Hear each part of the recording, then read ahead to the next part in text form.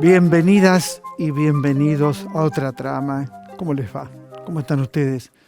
Cuando pensamos este programa con Adriana Troiano y el equipo de producción, lo titulamos La Mentira, porque la mentira, lamentablemente, circula en la sociedad.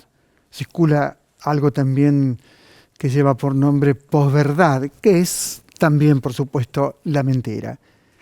El barbijo puede subir, puede bajar, puede caerse, y hay que subirlo inmediatamente. Lo que no puedes hacer es sacártelo. ¿Por qué digo esto?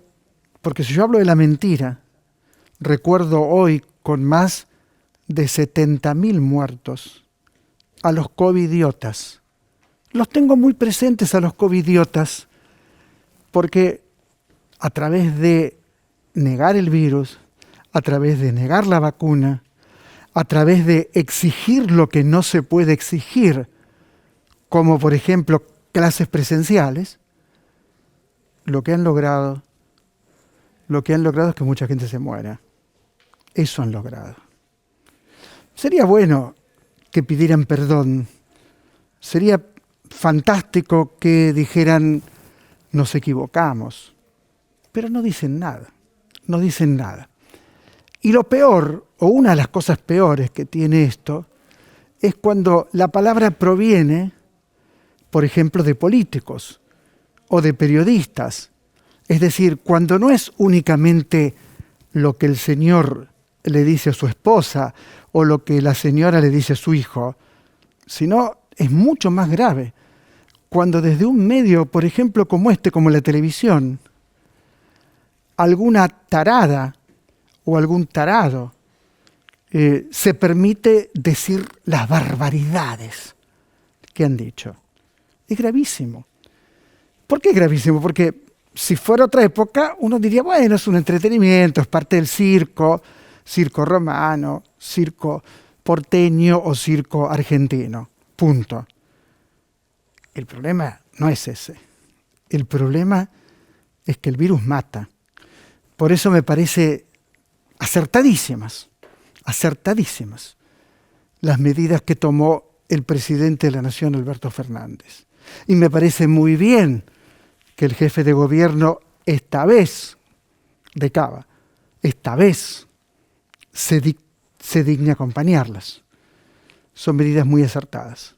Tenemos que estar encerrados, pero bien encerrados. Y si alguien hace lo contrario, está atentando contra la vida.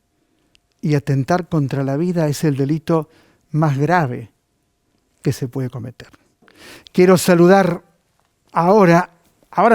en instantes vamos a conversar con Carlos Heller, diputado del Frente de Todos.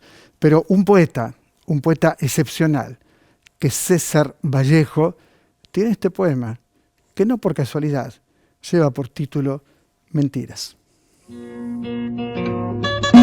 Mentira. Se lo hacía de engaños y nada más. Ya está. De otro modo, también tú vas a ver cuánto va a dolerme el haber sido así.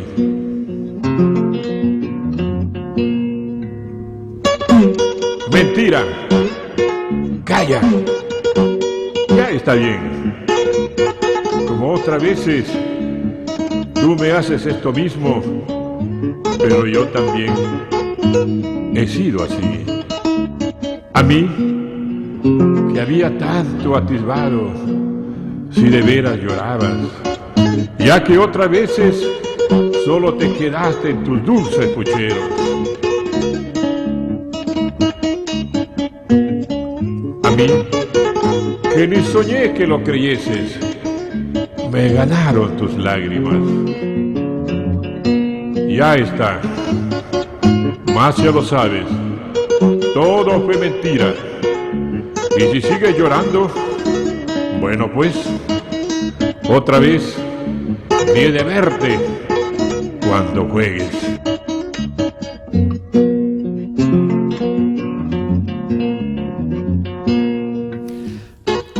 Qué gran poeta es César Vallejo, qué enorme poeta peruano, qué hermoso tener las obras completas de César Vallejo. Saludo ahora, tal como lo anuncié, a Carlos Heller. ¿Qué tal, Carlos? ¿Cómo estás? Osvaldo Quiroga en la televisión pública, el gusto de invitarte a Otra Trama.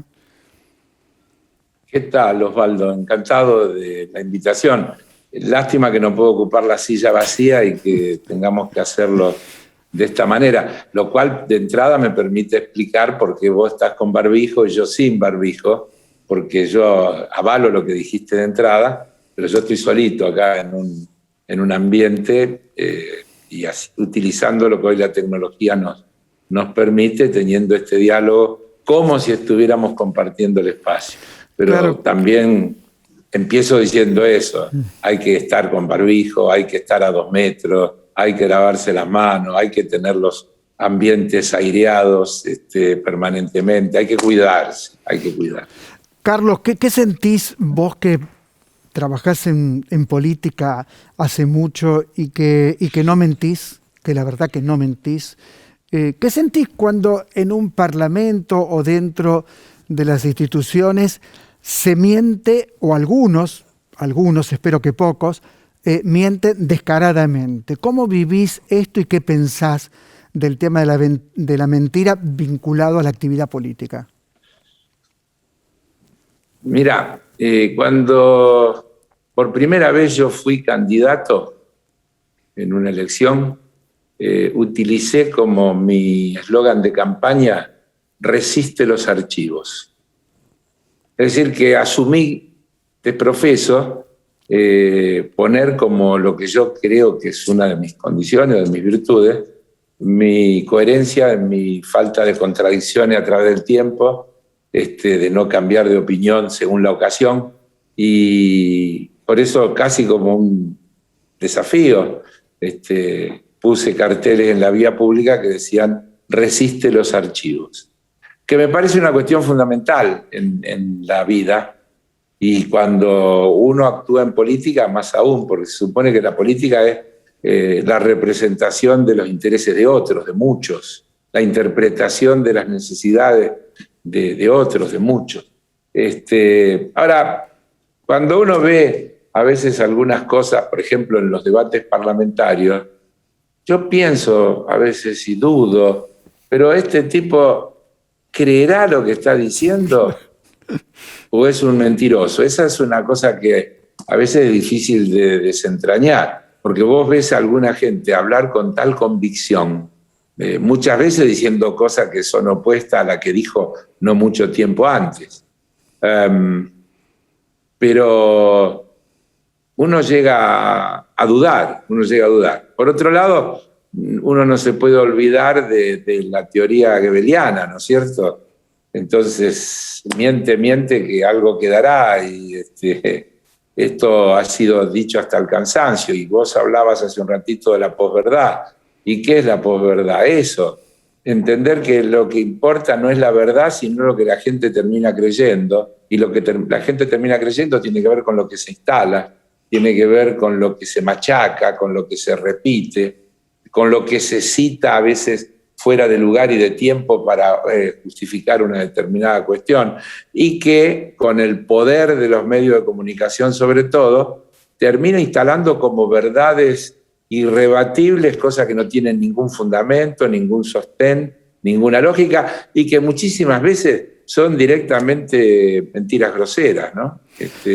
Pero bueno, la pregunta era, ¿qué siento? Y siento esa contradicción entre no tener claro si es alguien fanatizado con una idea, cree en una idea, o alguien que desprofeso, sabe que no es cierto, pero opera en función de un determinado proyecto y miente poniendo cara de decir la verdad. Carlos, el filósofo Spinoza, que a mí me apasiona leer a Spinoza, decía que los hombres muchas veces luchan por su servidumbre, no por su libertad. Y uno se pregunta, cuando se vota como se ha votado a un Bolsonaro, por ejemplo, o a un Trump, pero pongamos un Bolsonaro, ¿no se está luchando contra uno mismo? ¿No se está trabajando para aceptar cierto grado de sometimiento y de miseria? Por supuesto, esto está cambiando. He tenido la alegría de leer que Lula se presenta como presidente, lo cual es una alegría inmensa. Pero ¿qué pensás vos? A ver, dos cosas diría ahí que son muy interesantes para reflexionar. Una primera general, que coincido con algo que vos dijiste, y que es la siguiente. Si la gente realmente votara en función de sus intereses, los resultados electorales serían totalmente distintos a como son. Está lleno de gente que vota contra sus intereses, pero que lo hace de buena fe, porque por lo que dijimos antes, ha sido ganada, ha sido confundida, ha sido fanatizada en determinadas cuestiones que no tienen que ver con sus intereses, que va en contra de eso. Ahora, la otra cosa que no hay que olvidarse, que no es solo la mentira, porque para que Bolsonaro pudiera ganar, hubo que hacer el impeachment contra Dilma Rousseff, hubo que meter preso a Lula, es decir, hubo que crear toda esa mentira que se construyó llevando la cuestión al extremo de un juez de la Corte Suprema que diga: tengo la íntima convicción, no tengo ninguna prueba, no hay ningún elemento objetivo, pero tengo la íntima convicción que Lula ha cometido un delito, violando el principio básico de la justicia universal, que es el principio de inocencia. Todo el mundo es inocente hasta que se demuestra lo contrario. Es decir, yo no tengo que probar que soy inocente, alguien tiene que probar que soy culpable. Esto, desde que el mundo es mundo, funciona de esa manera, porque es lógico que sea así. Y algunas de estas cuestiones y construcciones han revertido ese principio básico y uno tiene que estar todo el tiempo tratando de demostrar que es inocente porque tiene presunción de culpabilidad a partir de determinadas cosas. Este es kirchnerista, es culpable, digamos. Claro. Claro, hay algunas cuestiones que van instalando que son dramáticas. Bueno, algo que instalaron es que ser kirchnerista es mala palabra. Esto lo instalaron. Claro. En un sector de la población lo instalaron. Entonces, también nos instalaron que el modelo imitar era Chile. Exactamente. Y no lo digo de casualidad, porque me parece que es emblemático. Recordemos que el derrocamiento y asesinato de Salvador Allende es el inicio de una etapa dramática de toda nuestra región, que además empalma poco tiempo después con todo lo que fue la instalación de un cambio de época que implica la llegada de Ronald Reagan y Margaret Thatcher al poder de Estados Unidos e Inglaterra, respectivamente, y que en la práctica configura el fin del estado de bienestar, el fin de la historia, según llegó a decir Fukuyama pocos años después, el fin de las ideologías, toda la cuestión de la construcción de un modelo que estaba basado en la más absoluta libertad de comercio, la eliminación de todas las reglas, el presidente de Estados Unidos diciendo: el gobierno no es la solución, el gobierno es el problema, muy parecido a achicar el Estado, desagrandar la nación, aquella frase que instaló la dictadura. Y entonces el pinochetismo, que en sus ejes fundamentales desde el punto de vista económico sigue aún vigente en Chile, nos fue puesto como modelo todo el tiempo. ¿Por qué no hacen como en Chile? ¿Por qué no hacen como en Perú? ¿Por qué no hacen como en Colombia? Y cuando uno ve cómo se cae, por ejemplo, esto a pedazos, desde el punto de vista de lo que la gente llega a un punto y dice: basta, no aguantamos más. Y entonces la mentira cae en todo su peso. Muchísima de esa gente que ha salido a la calle en Chile y que obligó a llamar a la constituyente y que votó como votó y que está marcando el fin de una época que se inicia, insisto, con el golpe de Pinochet, porque luego hubo una vuelta a la democracia, pero fue una democracia totalmente maniatada, amañada, condicionada, con senadores vitalicios, con reglas y proscripciones que se han mantenido todo el tiempo, etcétera, etcétera. Yo creo que es un hecho notable lo que está pasando ahora y que coincide con lo que está pasando en otros lugares del mundo y que también va poniendo al descubierto lo que son la instalación de esas mentiras que terminan pareciendo verdades de tanto que nos las repiten, de tantos notables supuestamente sabios y serios que nos repiten lo mismo. ¿Cuántas veces he escuchado, hay que hacer como Chile, tenemos que imitar a Chile? Fíjate, ¿se acuerdan? ¿Escuchan? Sí, ¿Lo escuchamos? Pero fíjate el palazo que le dieron hace unos días. Esto es muy importante. Así es. Es muy importante. Y ahí estuvo la gente joven que está harta de que le digan cualquier cosa y que ya no les cree nada, porque no les cree nada. Sí. Y es pero además, redondeando la idea, insisto, Bolsonaro no hubiera podido ganar si además de la mentira no se construye toda la ilegalidad que acompañó a la mentira para hacer posible que Bolsonaro gane. Y el dinero que acompañó a la mentira. Y los medios de difusión que acompañaron a la mentira. Así es. Ese es otro punto. Ese es otro punto. Medios de difusión que en una época parecían al menos un poco más serios, se permiten mentir descaradamente. Mentir descaradamente. ¿Qué pensás de ese cambio del periodismo, que podría ser un periodismo de derecha, podría ser un periodismo conservador, pero no decía que Amado Vudú se compró una casa con tasa cero y es absolutamente mentira? O sea, no inventaba algo tan burdo. ¿Qué pensás vos? Claro. Bueno, pero es que la primer mentira es cuando a ese periodismo se lo llama periodismo independiente. Porque vos viste que también el periodismo en la Argentina es kirchnerista o independiente. Claro. Es decir, vos lees los grandes medios de comunicación y tienen esa clasificación. Hay periodistas kirchneristas o oficialistas independientes.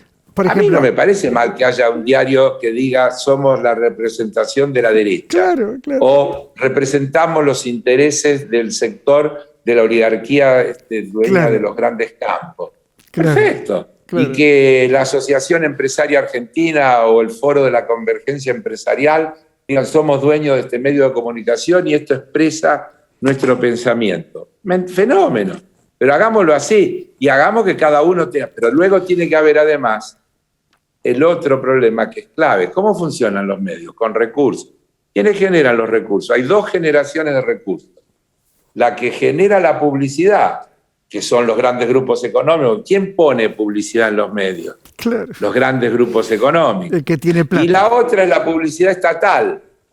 Y ahí tenemos un problema sin resolver, que es lo que primero habría que ver cómo se puede resolver. Yo lo digo sin ser un especialista en el tema. Pero cuando se aprobó la ley de medios, lo que se procuraba, entre otras cosas, es aumentar la diversidad y la pluralidad por vía de que los recursos que el Estado utiliza fueran contracíclicos, no procíclicos. Si el Estado actúa como una empresa comercial y distribuye su pauta en función de la audiencia o el tiraje, no hace más que consolidar ese modelo y no hay ninguna posibilidad de que surjan voces alternativas. Los recursos que el Estado destina a los temas de comunicación deberían ser dirigidos a alentar medios independientes, medios locales, medios diversos, voces distintas. Esa era la idea. De corregir. Esa era la idea que el macrismo vetó por decreto. Por decreto fue y vetó la ley. Carlos Heller, un gusto encontrarme con vos. Muchas gracias. Muchas gracias de verdad. Bueno, gracias por la invitación y a la orden. Hasta pronto. Si hay algo que nos sirve para combatir la mentira, es el arte. Porque el arte siempre está rondando la verdad. Siempre el arte es pensamiento y siempre es un pensamiento valiente, un pensamiento que busca, roza, toca la verdad. Esto no es una emergencia. Teatro Nacional Cervantes, 3 actrices notables: Eugenia Alonso, Paula Fernández Barak. ¿Se acuerdan de Paula? Trabajaba en Mi hijo solo camina un poco más lento. Y Julieta Ballena. Estas tres mujeres viven en un lugar que podría ser un pozo, pero no sé si es un pozo. No es un pozo, quizás, ¿no es cierto? Se preguntan cómo, cuándo llegaron allí. Su conexión con el exterior es una luz. Desde allí reciben algunos elementos, piden auxilio. Pero todo esto te lo estoy contando yo. Vos podés ingresar al Cervantes Online, que es lo que hice yo, y verlo. La dirección es de Vilma Rodríguez. Dura nada más que 50 minutos. Y el texto es de Nancy Lagos. Y yo celebro esto, porque si bien yo soy perro de teatro presencial, para mí el teatro presencial, ese es el teatro, pero en este momento no podemos hacer eso. No tenemos que tener los teatros abiertos, no tenemos que tener los cines abiertos. Es duro. Para mí, ni te imaginás, desde los 7 años de edad que voy al teatro todo el tiempo. Todo el tiempo. He sido crítico de teatro toda mi vida. ¿Sabes lo que es no ir al teatro? ¿Sabes cómo sufro por eso? Pero no importa. Hay que bancársela. Es así. Salva vidas. No ir al teatro, no ir al cine, no ir a los museos. Salva vidas. Entonces, ingresás al Cervantes Online. No es teatro, pero tenés 3 actrices del carajo. Así como te lo digo. Y tenés una obra sólida y tenés una obra que está hablando de nuestra propia contemporaneidad en pandemia. Para mí, esa es mi lectura, ¿no es cierto? No te la pierdas, si puedes. Cervantes Online. Y hay otras propuestas en Cervantes Online. Y también, desde tu lugar, desde tu computadora o desde donde lo puedas ver, ingresás a Bellas Artes y te vas a encontrar con algunas muestras estupendas.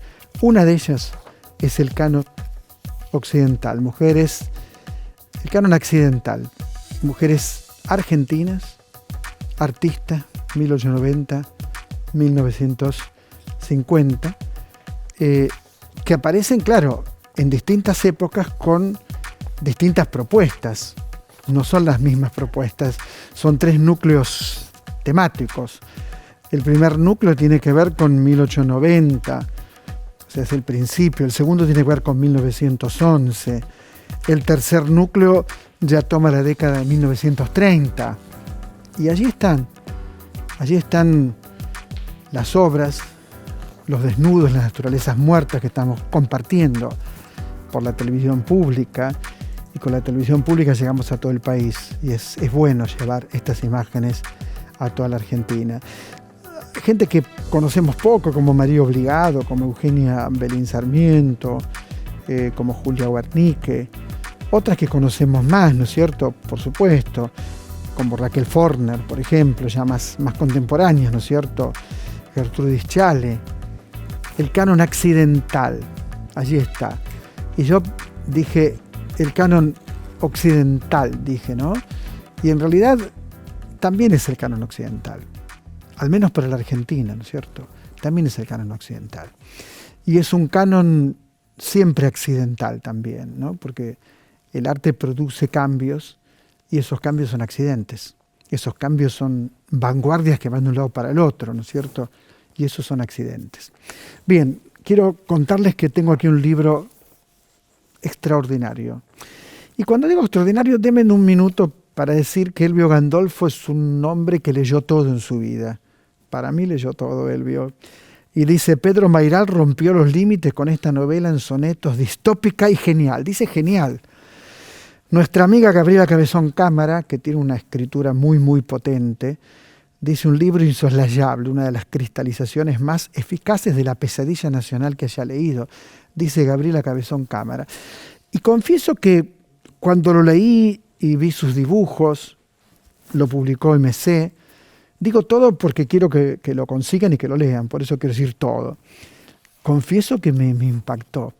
Me recordó a Esteban Echeverría, que no tiene nada que ver, pero me recordó a Esteban Echeverría, quizás por la crueldad, quizás por la violencia que es tan propia del nacimiento de nuestra literatura y tan propia del mundo en el que vivimos, ¿no es cierto? Pero lo insólito de este libro de Pedro Mayral es que cada capítulo Son 10 sonetos. Y cada soneto, 14 versos de rima consonante. Esto es lo que dice Hernán Casiardi y es cierto. Está escrito en verso. ¿Y cómo sostiene eso? Así que está en Montevideo el amigo Pedro Mayral, lo saludo. ¿Cómo te va, Pedro? Osvaldo Quiroga te saluda. ¿Cómo estás? Hola Osvaldo, ¿cómo estás? Muchas gracias por ese preámbulo para el Gran Surubí. Hablemos de ese pescado gigante, hablemos del pescado gigante y hablemos de cómo se escribe en verso en el siglo XXI y siendo un argentino, ¿no es cierto? ¿Cómo haces? Bueno, recién aparecía ahí en esas obras de teatro que presentaste Julieta Ballina. Julieta Ballina en un momento representó mis pornosonetos en una obra con una potencia tremenda y yo creo que un poco está vinculado a eso, la idea de escribir en verso. Es un texto para leer en voz alta, el Gran Surubí. Yo cuando vi cómo Julieta representaba los sonetos que ya había escrito en teatro, me impresionó mucho eso. Claramente yo estaba buscando una sonoridad, recuperar la oralidad de la literatura. El Gran Surubí, por lo que sea, hay gente que se junta y se lo lee uno a otro. Cuando salió allá por 2012, la primera vez en la revista Orsay, se juntaban a leerlo en un bar, me contaban.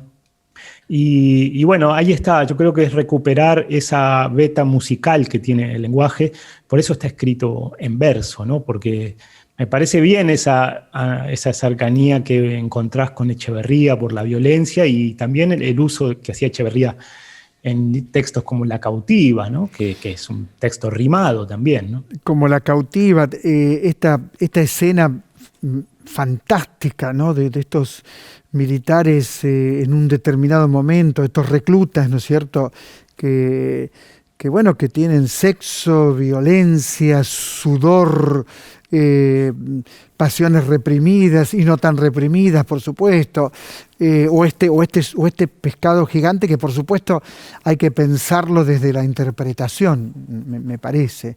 Me parece que esa es la potencia, tiene una enorme potencia, esa sería la palabra, tiene el texto. Yo no lo leí en el año 2012, pero me pareció que hablaba de la Argentina de esta tarde, o sea, directamente. Sí, eso siempre me sorprende cuando me pongo distópico y catastrofista.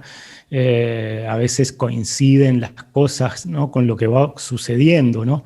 Esta situación de emergencia ahora, por ejemplo, ¿no? Y el año pasado, cuando la gente leía El año del desierto, mi novela, y me decía, parece que estuvieras hablando de la pandemia, de lo que está pasando, del encierro, y es un libro que escribí en 2003. Entonces, sí, a veces es un poco premonitorio algunas cosas, pero bueno, es así, digamos. Uno tiene sueños diurnos cuando escribe, y a veces esos sueños o esas pesadillas coinciden con momentos, ¿no? ¿Cómo pensaste el Gran Surubí tiene... Sí. Sí, te escucho. No, perdón. ¿Cómo pensaste el personaje principal, ¿no? Esto y el surubí gigante? Bueno, eso tiene una cosa muy onírica, sin duda tiene algo de pesadilla, ¿no? Hay un cruce ahí medio Martín Fierro y Moby Dick, para decirlo de alguna manera, es como Martín Fierro en el agua. Hay algo ahí de...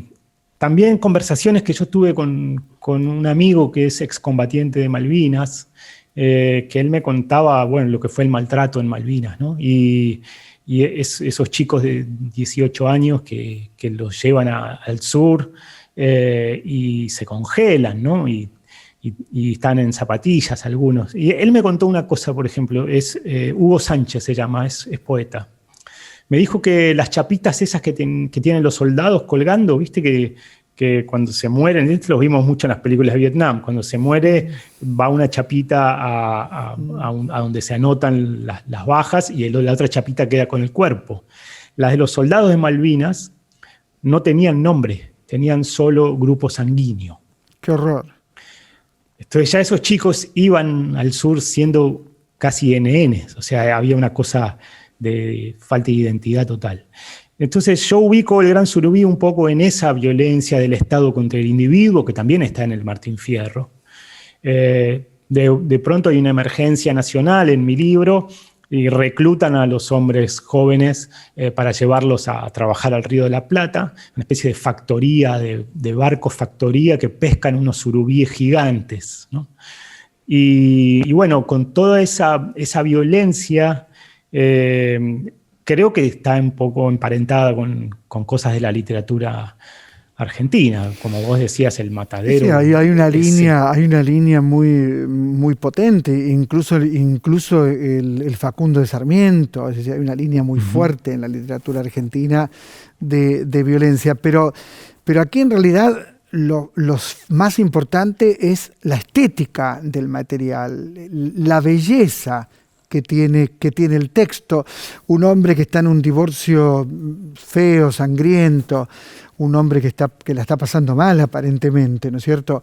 Me parece que esa construcción es una construcción poética importante para nuestra literatura, ¿no? Esta es la sensación que tengo. ¿Fue muy difícil para vos construir soneto tras soneto?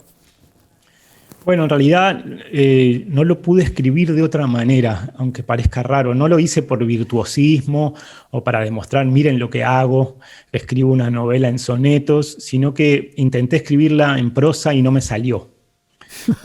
Quizá porque había que contar demasiadas cosas, había que dar detalles, un trasfondo quizá social o económico del momento, y no quería entrar mucho en detalles, y escribir algo en verso hace que lo que hubiera sido una página entera, digamos, de prosa o 3 páginas, entra en 11 sílabas y en 14 líneas, ¿no? Y ahí se compacta todo, y lo que iba a ser violento se vuelve más violento, lo que iba a ser sexual o levemente homoerótico se vuelve porno hard. Y hay como una condensación total que a mí me sorprendió, te confieso, que yo no sabía para dónde iba a ir eso. Tenía una intuición de la historia, pero como fracasé escribiéndola en prosa y dije, bueno, ¿por qué no lo intento en versos de 11? No creo que haya fracasado. No creo que haya fracasado. Yo ya venía escribiendo sonetos, ¿no? De antes, los pornosonetos. Entonces dije, ¿por qué no lo intento con versos de 11? Y fue como abrir una canilla, algo que yo no había logrado con la prosa. Por primera vez acá confluyó mi beta poética y mi beta de narrador. Pedro, te felicito por El Gran Surubí, la verdad que es un gran libro, los dibujos son de Pedro Struckelk y también son excelentes. Te mando un fuerte abrazo.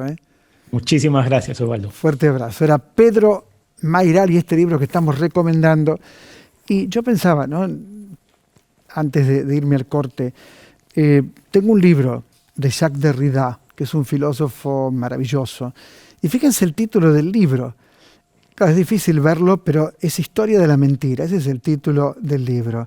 Historia de la mentira. Y es un libro que nos ayuda a pensar, porque la mentira, para mentir hay que ser consciente que se está mintiendo.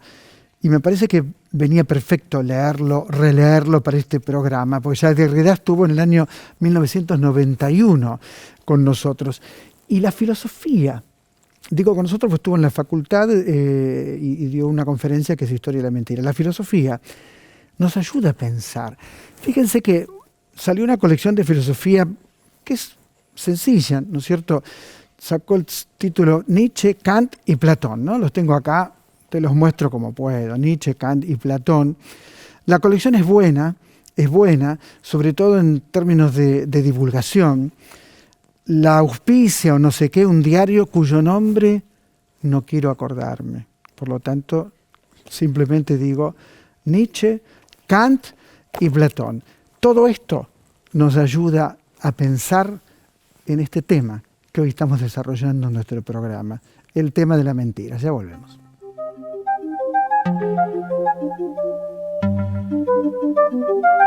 Cuando uno piensa en la mentira, yo me acuerdo cuando leí el adversario de Emmanuel Carrère, el impacto que me provocó, cómo ingresaba prácticamente en la mente de un asesino, es decir, de un mentiroso que en algún momento no pudo soportar más su vida. y si no la pudo soportar más, tomó el peor camino. Concretamente, cometió varios crímenes terribles, crímenes muy cercanos. Vamos a conversar en instantes con Ingrid Jargman, que nos gusta mucho recibirla a Ingrid. Vamos a conversar en instantes, pero quiero compartir, porque además ella nos pidió La vida de nadie, que es la versión cinematográfica del libro El adversario. La vemos. Llevamos 12 años casados, yo estoy muy enamorada de él. Mamá dice que papá puede con todos. Bueno, no es oficial, pero parece que me van a ascender en el banco. Emilio nos lleva nuestras inversiones.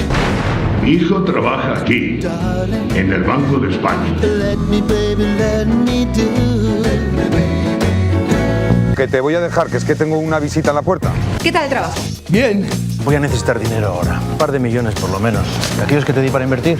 Aquí solo yo me dan 300. ¿Quieres ver el banco donde trabaja papá? Por favor, necesito ese crédito. Que sí. ¿Tú a qué has venido? Pues a por una beca. Sí. José me dijo que como trabajabas allí, pues que... Beca concedida. Claro. Mi mujer muriéndose de cáncer y ustedes reclamándome el alquiler. Venga, hasta ahora. Es que mi padre viaja mucho porque es economista. Sí, hola, mi amor. ¿Cómo estáis? Pues en un banco junto al río. Támesis, ya sabes. Sí, niebla. Mucha niebla. ¿Tú, Orla? ¿Dónde estás? ¿Que te vas a Barcelona? Pero solo va a ser el fin de semana, mi amor. Bien, recibimos a Ingrid Jargman. ¿Cómo va, Ingrid? Muy bien, ¿Bien? Gracias. Bien. Licenciada en Ciencias de la Comunicación. Uh-huh. ¿Y te gustó mucho El adversario y te gustó mucho la película? Contanos. En realidad me pareció que frente a la mentira, ¿no? La palabra, la idea de la mentira siempre es contextual, ¿no? Siempre la mentira es la forma en la cual nosotros contamos o podemos diferenciar entre lo que es cierto y lo que no. Y entonces me parece que la idea de la mentira, justamente en nuestra actualidad, no en una actualidad virtualizada, donde estamos contando todo el tiempo, la historia del adversario, que después se hizo película, está la versión francesa y después la versión española, en realidad es una historia que no podría pasar en nuestro tiempo, es como una manera específica de contar la mentira, ¿no? Me parecía interesante, primero, esta idea de este registro que tiene Carrer de entrevistar a esta persona que, como vos comentaste, es alguien que vivió en el siglo XX y es una mentira del siglo XX, es una mentira que solamente se podría haber sostenido en un momento sin redes sociales, ¿no?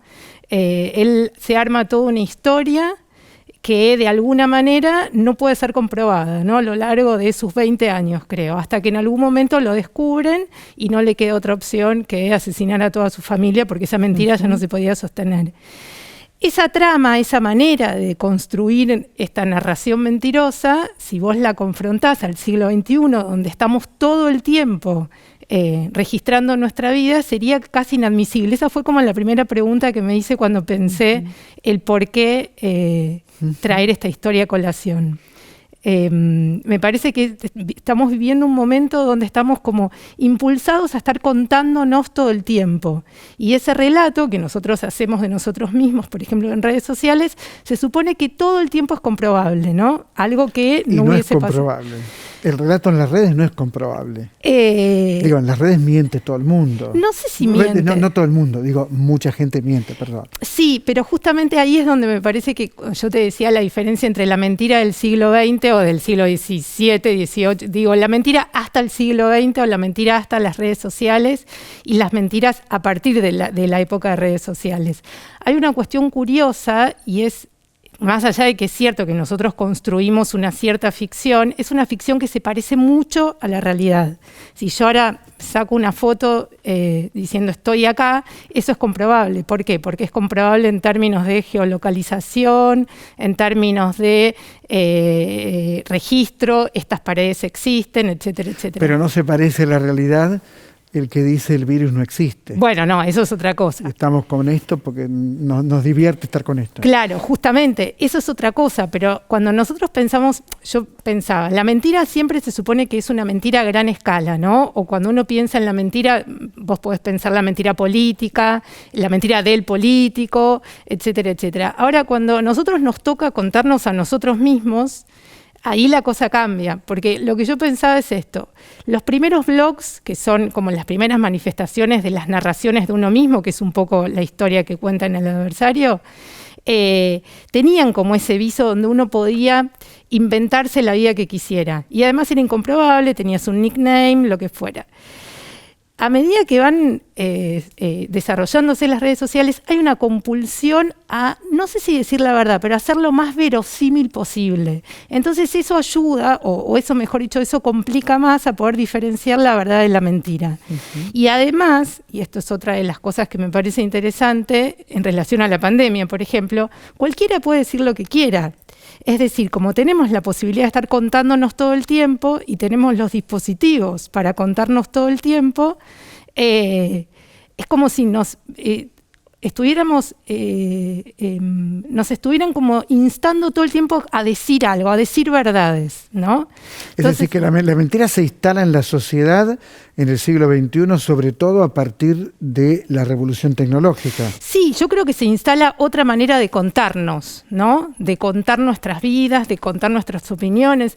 Vos mismo me decís, bueno, que alguien diga la pandemia no existe es una mentira. Y yo también preguntaría, ¿y a quién le importa lo que tal persona piensa sobre la pandemia? ¿No? Pero ahora estamos todos como compelidos a hablar.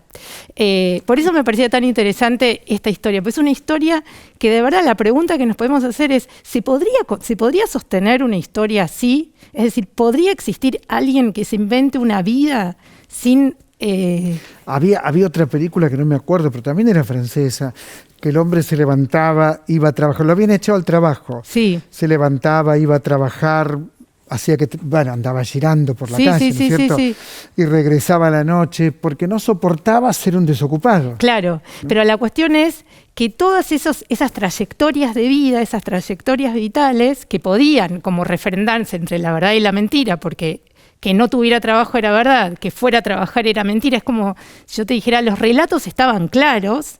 Me parece que el siglo XXI confunde, porque incluso las fake news aparecen como la evidencia de que cualquiera puede decir cualquier cosa. Claro. Básicamente. Bueno, hoy hablábamos, creo que con Carlos Heller, de que el juez Moro tiene la convicción íntima de que Lula cometió un delito. Claro. Y lo mandó a la cárcel. Bueno, justamente. Sí. Pero vos pensá que toda esa convicción también está sostenida en dispositivos tecnológicos, en discursos que se van viralizando, que se van repitiendo, pero ahí me parece que en cuanto a la cuestión tecnológica estaríamos abriendo otra puerta que es interesante, pero es justamente la proliferación de la fake news, la posibilidad de que Bolsonaro haya ganado con gran ayuda de los grupos de WhatsApp. Trump tenga 70 millones de seguidores, o sea, o de gente que lo votó. ¿Vos pensás que la mentira en el siglo XXI en la sociedad va en aumento? Yo creo que lo que va en aumento es la confusión entre la verdad y la mentira, o mejor dicho, la posibilidad de discernimiento entre la verdad y la mentira. Tenemos que estar mucho más afilados para distinguir entre verdad y mentira. Los grandes discursos del siglo XX, las grandes historias de mentiras que se desmoronan y el tipo termina asesinando a toda la familia. No digo que no sucedan esos dramas. El adversario. Claro, pero esos grandes dramas donde la verdad era una y la mentira era otra, me parece que en el siglo XXI se han mezclado y es mucho más difícil discernir. Recibir fake news en el celular constantemente. Todo el tiempo. Claro. Entonces, no sé los si medios de difusión, hasta los diarios. Exactamente. No sé si va en aumento. La zona está mucho más empantanada. Queda menos claro. Hay que estar mucho más afilado, hay que ser mucho más sutil en la recepción de historias. ¿Lees diarios habitualmente? Sí. Leo diarios, leo redes. ¿Los soportás? Lo que pasa es que tengo de formación profesional. Sí, como yo. No puedo evitar ver las costuras. Claro, pero es terrible. Sí. Es terrible, digo, como un título cambia la realidad. Es terrible ver la forma en que desarrollan una noticia, cómo comienza, cómo termina, el lugar que ocupa en la página. Es algo lo que pasa para es que, pensarlo, ¿no? es que eso es como el ABC de la carrera de Ciencias de la Comunicación. Yo hice la carrera en la década del 90, época de caída de grandes relatos. Entonces, esa idea de que la realidad se va construyendo en función de la palabra, de la imagen, era algo como más propio de fines del siglo pasado. Pero hay algo bueno para mí, esa es una idea mía, que los medios legitimantes están cayendo. Sí. Es decir, antes un diario o la televisión era un medio legitimante. Sí. Ahora me parece que no. Eso tiene que ver con esta idea de que aunque sea hasta los legos, hasta aquellos que no tienen de formación profesional, han aprendido o empieza a resonar esa idea de que el diario cuenta una historia. No vamos a decir miente. Exactamente. Cuenta una historia. Y la cuenta según su conveniencia. Todo el tiempo estamos contando relatos. Según su ideología. Ingrid Sharman, un placer escucharte. Muchas gracias. Muchas gracias, Ingrid. Tenés que volver. Bueno, volveré. Terminamos otra trama hoy. Hoy me gustó. Hay días que no te gusta tanto el programa y otros que te gusta mucho. Este de hoy me gustó.